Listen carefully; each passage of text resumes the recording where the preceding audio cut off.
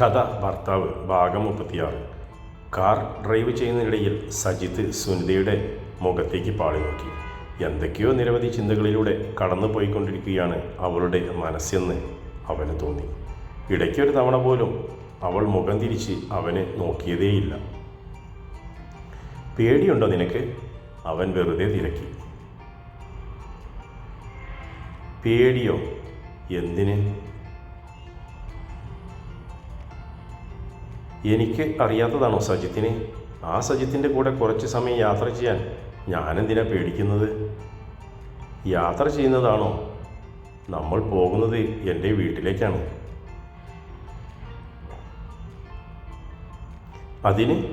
അതിനെന്തിനാ ഞാൻ പേടിക്കുന്നത്? അതൊരു വീടല്ലേ. അവിടെയുള്ള ആർക്കോ എന്നെ കാണണമെന്ന് പറഞ്ഞല്ലേ സജിത്ത് എന്നെ കൂട്ടിക്കൊണ്ടു പോകുന്നത്. സജിത്ത് എന്നോട് കള്ളം പറയില്ലെന്ന് തന്നെയാണ് എൻ്റെ വിശ്വാസം. വാക്കുകൾക്ക് നല്ല ബലമുണ്ട്, അതിൽ തന്നെ ആത്മവിശ്വാസം കാണാനുമുണ്ട്. അതിലുപരി അവൾക്ക് തന്നോടുള്ള സ്നേഹത്തിൻ്റെ ആഴമാണ് ഓരോ പ്രവൃത്തിയിലും കാണാൻ കഴിയുന്നത്. സജിത്ത് കാർ ഓടിച്ചുകൊണ്ട് ചെന്ന് MC റോഡിൻ്റെ ഓരം ചേർന്നുള്ള അതിനൂതനമായ രീതിയിൽ പണിതീർത്ത ഒരു ബഹുനില മന്ദിരത്തിൻ്റെ പോർച്ചിലേക്ക് കയറ്റി നിർത്തി. കാർ ഷെഡിലേക്ക് നോക്കിയിട്ട് അവിടെ ചേകലയുടെ കാർ കിടക്കുന്നത് കണ്ട് സജിത്ത് അവളോടായി പറഞ്ഞു, അമ്മ വന്നിട്ടുണ്ട് കേട്ടോ. സുനിത ആ ആഡംബര വീടിൻ്റെ ഭംഗി കണ്ട് അതിശയിച്ചിരിക്കുകയായിരുന്നു.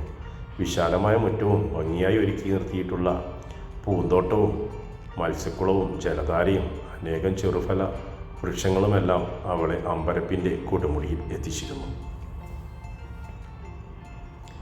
വിവിധ വർണ്ണങ്ങളിൽ പൂത്തു താഴ്ച നിൽക്കുന്ന പനിനീർ ചെടികളുടെ ഇതളുകളിൽ ഇരുന്ന് വീഴാനെന്ന മട്ടിൽ വെള്ളത്തുള്ളികൾ വിതമ്പി നിൽപ്പുണ്ട്. അവിടപ്പോൾ ആരുമില്ലായിരുന്നെങ്കിൽ അതിനെയൊക്കെ അവൾ മെല്ലെ തൊട്ട് തഴുകി നോക്കിയേനെ.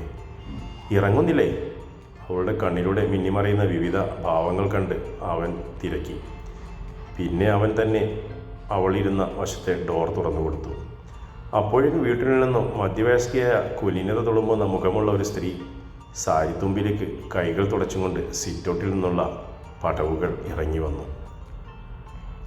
ഇറങ്ങി വാ മോളെ. അവർ വന്ന് ഒരു സുപരിചിതയെ പോലെ അവൾക്ക് മുമ്പിൽ നിന്ന് ചിരിച്ചു. ഇത് ഞങ്ങളുടെ ഒരേയൊരു ബീനമ്മയാ കേട്ടോ. ബീനമ്മ ആരാണെന്ന് ചോദിച്ചാൽ ഇവിടുത്തെ സർവസ്വമാണ്. ഒരു ദിവസം ബീനമ്മ ഈ വീട്ടിലില്ലെങ്കിൽ അതൊരു വീടായി ആർക്കും തോന്നില്ല. അത്രയ്ക്ക് ഐശ്വര്യമാണ് ഞങ്ങൾക്ക് ഞങ്ങളുടെ ബീനാമ്മ. ബീനാമ്മ കണ്ണുകൾ കൊണ്ട് അവനോട് മതി എന്ന ആംഗ്യം കാട്ടി. ബീനാമ്മയെക്കുറിച്ച് ഞാനിവളോട് പറഞ്ഞിട്ടുണ്ടെങ്കിലും നേരിൽ ആദ്യമായി കാണുന്നതിൻ്റെ അമ്പരപ്പ ഇവൾക്ക്. സുനിത പുറത്തിറങ്ങിയതോടെ ബീനാമ്മ അവരെ വീട്ടിനുള്ളിലേക്ക് കൂട്ടിക്കൊണ്ടുപോയി. വിശാലമായ സിറ്റൗട്ടിൽ നിരവധി തൂണുകളിൽ നിറയെ കൊത്തുപണികൾ നടത്തിയിട്ടുള്ളത് അവൾ കൗതുകത്തോടെ നോക്കി നിന്നു. മുൻവാതിൽ തുറന്ന് അകത്തേക്ക് കാൽ വയ്ക്കും മുമ്പേ കുളിരിൻ്റെ ഒരു മല വന്ന് അവളെ പൊതിഞ്ഞു. മുറിക്കുള്ളിൽ എമ്പാടും ഹൃദ്യമായ ഒരു വാസന തങ്ങി നിൽക്കുന്നുണ്ടായിരുന്നു. ജയകല പടവുകൾ ഇറങ്ങി താഴേക്ക് വരുന്നത് കണ്ടപ്പോൾ അവൻ സുനിതയ്ക്ക് അമ്മയെ കാണിച്ചു കൊടുത്തു. ശ്രീലേഖയുടെ കല്യാണത്തലേന്ന് വീട്ടിൽ വന്നപ്പോൾ അവരെ അവൾ കണ്ടിട്ടുള്ളതായിരുന്നു. അമ്മ നേരത്തെ എത്തിയോ? 5 മണി ആയില്ലല്ലോ. അവൻ ജയകലയെ നോക്കി തിരക്കി. പോടാ അവിടുന്ന്. ഞാൻ രാവിലെ വില്ലേജ് ഓഫീസിലേക്ക് പോകാനിറങ്ങുമ്പോൾ ഇവൻ പറഞ്ഞിരുന്ന ഇന്ന് വൈകിട്ട് എൻ്റെ കൂടെ ഒരതിഥി വരുമേ. അമ്മ 1 മണിക്കൂർ നേരത്തെ പോന്നേക്കണേ എന്ന്. എന്നിട്ടിപ്പോൾ അവൻ പറയുന്നു കണ്ടില്ലേ? ജയകല വന്ന് സുനിതയുടെ കൈപിടിച്ച് അവിടെല്ലാം ഒന്ന് കാണിച്ചു കൊടുത്തു. നിരവധി പൗരാണിക ശില്പങ്ങളും കരകൗശല വസ്തുക്കളുമൊക്കെ അവിടെ ചിട്ടയോടെ ക്രമീകരിച്ചിട്ടുണ്ടായിരുന്നു. അവർ ഓരോന്നും സംസാരിച്ച് നിൽക്കെ ബീനാമ്മ വന്ന് ചായ എടുത്ത് വെച്ചു കഴിഞ്ഞിട്ടുണ്ടെന്ന് അറിയിച്ചു. വാ, മോൾക്ക് വിശപ്പ് കാണുമല്ലോ. സ്കൂൾ വിട്ട് വരുന്ന വരവല്ലേ, എന്തെങ്കിലും കഴിക്കാം. ജയകല അവളെ ഡൈനിങ് റൂമിലേക്ക് കൂട്ടിക്കൊണ്ടുപോയി. അവിടെ ടേബിളിന് മേലെ നിരവധി പ്ലേറ്റുകളിൽ വിവിധ പലഹാരങ്ങൾ നിരത്തി വെച്ചിട്ടുണ്ടായിരുന്നു. ഇരിക്കുമോളെ. ബീനാമ്മ അവൾക്ക് ഇരിക്കാനായി ഒരു കസേര പിന്നിലേക്ക് നീക്കിയിട്ട് കൊടുത്തു. അമ്മയിരിക്കെ, സുനിത പറഞ്ഞു. അവൾക്കരികിൽ തന്നെ മറ്റൊരു കസേരയിൽ ജയകലയും ഇരുന്നു. അനന്തരം അവർ പ്ലേറ്റുകൾ ഒന്നൊന്നായി സുനിതയ്ക്ക് അടുത്തേക്ക് നീക്കി വെച്ചു കൊടുത്തു. നിനക്കിഷ്ടം എന്താണെന്ന് വെച്ചാൽ എടുത്ത് കഴിക്കുമോളെ, അവർ നിർദ്ദേശിച്ചു. ബീനാമ്മ രണ്ടുപേർക്കും ഗ്ലാസുകളിലേക്ക് ചായ പകർന്നു നൽകി. പാകത്തിന് മധുരവും കടുപ്പവുമുള്ള ചായ അവൾക്ക് നന്നായി ഇഷ്ടപ്പെട്ടു. ഡൈനിങ് ടേബിളിൻ്റെ മറുവശത്ത് അവളെ തന്നെ സാഗൂതം വീക്ഷിച്ച് നിൽക്കുകയാണ് സജിത്ത്. നീ പോയി മുത്തശ്ശിയെ കൂട്ടിക്കൊണ്ടുപോവാ മോനെ. മുത്തശ്ശി അറിഞ്ഞിട്ടുണ്ടാവില്ല നിങ്ങൾ വന്ന കാര്യം. അല്ലായിരുന്നെങ്കിൽ എപ്പോഴോ നിനക്കുള്ള വിളി വന്നേനെ. മോൻ ഇവിടെ നിന്നോ, ഞാൻ പോയി മുത്തശ്ശിയെ കൂട്ടിക്കൊണ്ടുവരാം, ബീനാമ്മ പറഞ്ഞെങ്കിലും സജിത്ത് അവരെ തടഞ്ഞു. വേണ്ട, ബീനാമ്മ ഇവിടെ നിന്നോ. സജിത്ത് തിരിഞ്ഞു ഡൈനിങ് റൂമിന് എതിർ സൈഡിലുള്ള മുറിയുടെ ഡോർ തുറന്ന് അകത്തേക്ക് ചെന്നു. ചെമ്പകക്കുട്ടിയമ്മ വീട്ടിൽ ചെയറിലിരുന്ന് തുറന്ന ജനാലകളുടെ ആകാശം നോക്കി കാണുകയായിരുന്നു. കുറച്ചു നാളായി ഈ റൂം മാത്രമാണ് അവരുടെ ആകാശവും ഭൂമിയും. സജിത്തിന് അവധിയുള്ള ദിവസങ്ങളിലന്ന് ഈ മുറിക്ക് പുറത്ത് അതിവിശാലമായ മറ്റൊരു ലോകമുണ്ടെന്ന് അവർ ഓർത്തെടുക്കുന്നത്. അവൻ കാറിലിരുത്തി അവരെ കൊണ്ടുപോയി വീൽ ചെയറിൽ കടലോരവും പാർക്കും ഒക്കെ കാണിച്ചു കൊടുക്കും. ചെമ്പകക്കുട്ടിയമ്മേ, കമോൺ, പറഞ്ഞ ആളെ ഞാൻ എത്തിച്ചിട്ടുണ്ട്, വന്നോ ഇങ്ങോട്ട്. സജിത്ത് വാതിൽക്കൽ നിന്ന് പറഞ്ഞപ്പോൾ മുടി മുഴുവൻ പഞ്ഞി പോലെ വെളുത്ത ഐശ്വര്യം തുളുമ്പുന്ന മുഖമുള്ള ആ സാധുവൃദ്ധ തിരിഞ്ഞു നോക്കി. കൊണ്ടുവന്നു അവളെ? അതല്ലേ പറഞ്ഞത്, ഇങ്ങോട്ട് വന്നോളാൻ. എൻ്റെ ഈശ്വര, കണ്ണടയുമ്പോൾ എനിക്കൊന്ന് കാണാൻ പറ്റിയല്ലോ. അവർ സന്തോഷത്തോടെ കണ്ണുകൾ വെട്ടിച്ചു. പിന്നെ കണ്ണടയ്ക്കുന്നു, മിണ്ടി പോകരുത്, ഇനി ആ വാക്കിയോടെ കേട്ടല്ല. അവൻ ചെന്ന് വീൽ ചെയർ ഇരുട്ടി മുറിക്ക് പുറത്ത് കൊണ്ടുവന്ന ശേഷം സുനിത ഇരിക്കുന്നിടത്തേക്ക് കൊണ്ടുപോയി. ചെമ്പകക്കുട്ടിയമ്മയെ കണ്ട് അവൾ എണീക്കാൻ നേരം ജയകല തടഞ്ഞു. അവിടെ ഇരുന്നോ മോളെ, അമ്മ ഇങ്ങോട്ടല്ലേ വരുന്നത്. വീൽ ചെയറിലിരുന്നും കൊണ്ട് ചെമ്പകക്കുട്ടിയമ്മ അവളുടെ കൈകളിൽ തൊട്ടു. എത്ര ദിവസമായി ഞാൻ ഇവനോട് പറയുന്നറിയോ, മോളെ ഇങ്ങോട്ടൊന്ന് കൊണ്ടുവരാൻ, നാളെ ആകട്ടെ മറ്റന്നാളാകട്ടെ എന്നൊക്കെ പറഞ്ഞു ഓരോ ദിവസവും ഇവൻ ഉരുണ്ട് മാറിക്കളയും. പരിഭവത്തോടെ അവർ ചെറുമകനെ നോക്കി. മുത്തശ്ശിയോട് ഞാൻ പറഞ്ഞതല്ലേ ഒരു ദിവസം നേരെ നമുക്ക് ഇവളുടെ വീട്ടിലേക്ക് വിടാമെന്ന്, എന്നിട്ട് മുത്തശ്ശി കേട്ടോ? സജിത്ത് ചോദിച്ചു. പോടാ അവിടുന്ന്. ആദ്യമായി എൻ്റെ കുട്ടീനെ കാണാൻ പോകുമ്പോൾ ഞാനിങ്ങനെ വീൽ ചെയറിലൊക്കെ ചെല്ലുമ്പോൾ ആ വീട്ടുകാർ തന്നെ എന്ത് കരുതും? ഒരു വകതിരിവില്ലാത്തവൻ. വീൽ ചെയറിൽ വേണ്ട, ഞാൻ എൻ്റെ മുത്തുവിനെ എടുത്തുകൊണ്ട് പോകില്ലേ അങ്ങോട്ട്. എങ്കിൽ അത് അതിലും കേമമാകും. നറുനർമ്മത്തിൽ ചിരി എല്ലാ മുഖങ്ങളിലും കാണാമായിരുന്നു. കേട്ടോ മോളെ, അമ്മ ഇത് എന്ന് തുടങ്ങിയ നിർബന്ധമാണെന്നറിയോ? ഞങ്ങൾ അന്ന് കല്യാണത്തിന് വന്നിട്ട് ഇവിടെ വന്ന് നിന്നെക്കുറിച്ച് പറഞ്ഞ അന്ന് മുതൽ തുടങ്ങിയതാ. നിന്നെ ഒന്ന് കൂട്ടിക്കൊണ്ടുപോയോ, എൻ്റെ മോളെ ആരെങ്കിലും കൊണ്ടുവന്ന് എന്നെ ഒന്ന് കാണിക്കുമോ എന്നുള്ള നിലവിളി.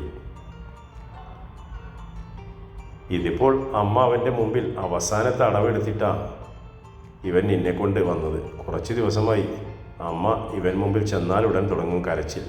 എനിക്കിനി അധികം ദിവസമില്ല, എനിക്കിനി അധിക ദിവസമില്ലേ എന്ന് പറഞ്ഞ്. അമ്മ ശരിക്കും കരയുന്നത് നിന്നെ അവൻ ഇങ്ങോട്ട് കൂട്ടിക്കൊണ്ടുവരാൻ വേണ്ടിയിട്ടായിരുന്നു. ജയകല മകനെ നോക്കിക്കൊണ്ട് ചായ കൂടി തുടർന്നു. നേരാണോ മുത്തശ്ശി? മുത്തശ്ശി എന്നെ കബളിപ്പിച്ചതായിരുന്നോ? അവൻ ചെമ്പക്കുട്ടിയമ്മയെ നോക്കി തിരക്കി. പിന്നല്ലാതെ, ഞാൻ ഇന്നോ നാളെ അങ്ങ് പോയിക്കളയുമെന്ന് നീ കരുതിയോ? പോടാ ചെക്ക അവിടുന്ന്. ഇവളീ വീട്ടിൽ വന്ന് നിൻ്റെ ഒന്നോ രണ്ടോ കുഞ്ഞുങ്ങളെ പ്രസവിക്കുമെന്ന് കണ്ടിട്ടേ ചെമ്പകക്കുട്ടി കണ്ണടയ്ക്കൂ, അല്ലെങ്കിൽ നീ കണ്ടോ?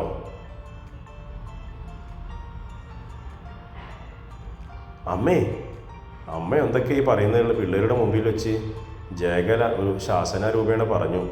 എന്നാൽ നാണം കാരണം സുനിതയ്ക്ക് മുഖമുയർത്തി നോക്കാനേ കഴിഞ്ഞില്ല. കുറച്ചു സമയം സന്തോഷത്തോടെ അവരെല്ലാം അവിടെ തന്നെ ഇരുന്നു. മോനെ, സമയമായി, ഇവളെ കൊണ്ട് വിടണ്ടേ? ജയകല എല്ലാവരെയും മാറി മാറി നോക്കി. ഇത്ര വേഗം അരമണിക്കൂറോ 3/4 മണിക്കൂറോ കടന്നുപോയോ എന്ന് സജിത്തിന് അത്ഭുതമായി. സുനിത എല്ലാവരോടും യാത്ര പറഞ്ഞു. ബീനാമ്മയ്ക്കും അവളെ നന്നായി ഇഷ്ടപ്പെട്ടു. സുനിതയെ യാത്രയാക്കാൻ അവരെല്ലാം സിറ്റൗട്ട് വരെ ചെന്നു. കാറിൽ കയറും മുമ്പ് അവൾ ഒരിക്കൽ കൂടി തിരിഞ്ഞു നോക്കി. എല്ലാവരും തന്നെ നോക്കി നിൽക്കുന്നത് കണ്ടപ്പോൾ അവളുടെ മനം നിറഞ്ഞു. അവരെ നോക്കി പുഞ്ചിരിച്ചിട്ട് കൈ ഉയർത്തി കാട്ടിയ ശേഷം അവൾ കാറിലേക്ക് കയറിയിരുന്നു. സജിത്ത് അവിടെ ഇട്ട് തന്നെ കാർ തിരിച്ചു. കണ്ണാടിച്ചില്ലിന് പുറത്ത് നിൽക്കുന്നവരുമായി തനിക്കുള്ള അകലം കൂടുന്നത് സുനിതയ്ക്ക് കാണാമായിരുന്നു. മടക്കയാത്രയിൽ ഒരു വാക്കും അവർ തമ്മിൽ സംസാരിച്ചില്ല. 10 മിനിറ്റിനുള്ളിൽ അവർ ചെങ്ങന്നൂർ ടൗണിൽ എത്തിച്ചേർന്നു. സ്റ്റാൻഡിന് പുറത്തുള്ള സ്റ്റോപ്പിൽ സുനിതയ്ക്ക് പോകാനുള്ള ബസ് നിർത്തിയിട്ടിരിക്കുന്നതിൻ്റെ മുമ്പിലായി സജിത്ത് കാർ കൊണ്ട് നിർത്തി. കാറിൽ നിന്ന് ഇറങ്ങും മുമ്പ് സുനിത സ്റ്റാരിങ്ങിൽ പിടിച്ചിരുന്ന അവൻ്റെ വെളുത്ത കൈത്തണ്ടയിൽ തൻ്റെ കൈകൊണ്ട് തൊട്ടു. അവൻ പെട്ടെന്ന് ഞെട്ടി തൻ്റെ കൈത്തണ്ട മേലിരുന്ന അവളുടെ കയ്യിലേക്ക് നോക്കി.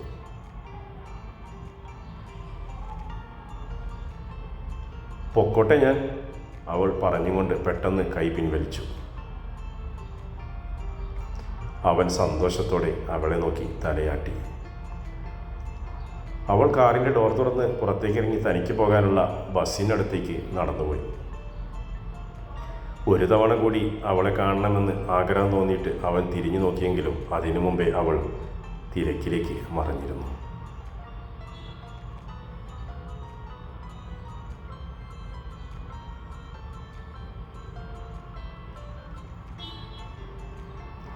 രാത്രി ശ്യാംസുന്ദർ ആഹാരം കഴിഞ്ഞു പോയപ്പോൾ മേശപ്പുറം തുടച്ചു വൃത്തിയാക്കിയ ശേഷം സിങ്കിൽ കിടക്കുന്ന പാത്രങ്ങൾ കഴുകി വയ്ക്കുകയാണ് ശ്രീലേഖ. അവളുടെ അടുത്തേക്ക് വന്നിട്ട് സരോജിനിയമ്മ തിരക്കി. ഞാൻ പറഞ്ഞ കാര്യം നീ അവനോട് ചോദിച്ചായിരുന്നു മോളെ? ഒന്നുമല്ലെങ്കിലും അവൻ ആ പൈസ കൊണ്ടുപോയി വെറുതെ കളഞ്ഞിട്ടില്ല എന്ന് ആശ്വസിക്കാനെങ്കിലും ചെയ്യാമല്ലോ നമുക്ക്. ഞാൻ ചോദിച്ചില്ല അമ്മേ. ഞാൻ ചോദിച്ചാൽ ചിലപ്പോൾ ശ്യാമേട്ടന് ഇഷ്ടപ്പെട്ടില്ലെങ്കിലോ?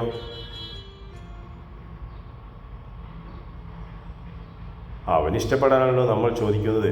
ആ പൈസ കൊണ്ടുപോയി വിസയ്ക്ക് കൊടുത്തതാണോ അല്ലയോ എന്നറിയണ്ടേ നമ്മൾക്ക്? അതറിയാനുള്ള അവകാശം പോലും നമ്മൾക്കില്ലെന്നാണോ നീ പറയുന്നത്? നീ അവൻ്റെ ഭാര്യയല്ലേ മോളെ? നിനക്കില്ലേ അങ്ങനൊരു അവകാശം? അവൻ ഇന്നോ നാളെയോ അല്ലെങ്കിൽ ഒരാഴ്ചക്കകമോ ഒരു മാസത്തിനകമോ ഗൾഫിലേക്ക് പോകണമെന്നല്ല നമ്മൾ പറയുന്നത്. വിസ എന്ന് കിട്ടുന്നോ അന്ന് പോയാൽ മതി അവൻ. പക്ഷേ അതിൻ്റെ കാശ് കൊടുത്തിരിക്കുക ആണെന്നറിഞ്ഞാൽ നമുക്കൊരു സമാധാനമുണ്ടല്ലോ. അതാ ഞാൻ പറഞ്ഞത് നീ തഞ്ചത്തിലൊന്ന് ചോദിച്ചു നോക്കാൻ. അമ്മ പറയുന്നതിൽ കാര്യമില്ലാതില്ല എന്ന് ശ്രീലേഖയ്ക്ക് തോന്നി. ആ പൈസ എന്തു ചെയ്തു എന്നറിയാൻ ഒരു പക്ഷേ ആരെക്കാളും അവകാശമുള്ളത് അമ്മയ്ക്ക് തന്നെയാവും. ശ്രീലേഖ ജോലിയെല്ലാം ഒതുക്കിയിട്ട് ഉറങ്ങാനായി ചെല്ലുമ്പോൾ അവൾക്ക് തോന്നി മുറിയിൽ വല്ലാത്തൊരു ഗന്ധം തങ്ങി നിൽപ്പുണ്ടെന്ന്. മദ്യഗന്ധം ആണോ എന്ന് അവൾക്ക് സംശയമായി. ശ്യാമേട്ടൻ വന്നപ്പോൾ താൻ വാതിൽ തുറന്ന് കൊടുത്ത നേരം തനിക്കരികിൽ നിന്നിട്ടും ഇങ്ങനൊരു സ്മെല്ലുണ്ടായില്ലല്ലോ. ശ്യാംസുന്ദർ വന്നു ഫാൻ ഫുൾ സ്പീഡിൽ ഇട്ടതോടെ അവളുടെ സംശയം മാറി. തുടരും കഥയുടെ അടുത്ത ഭാഗം.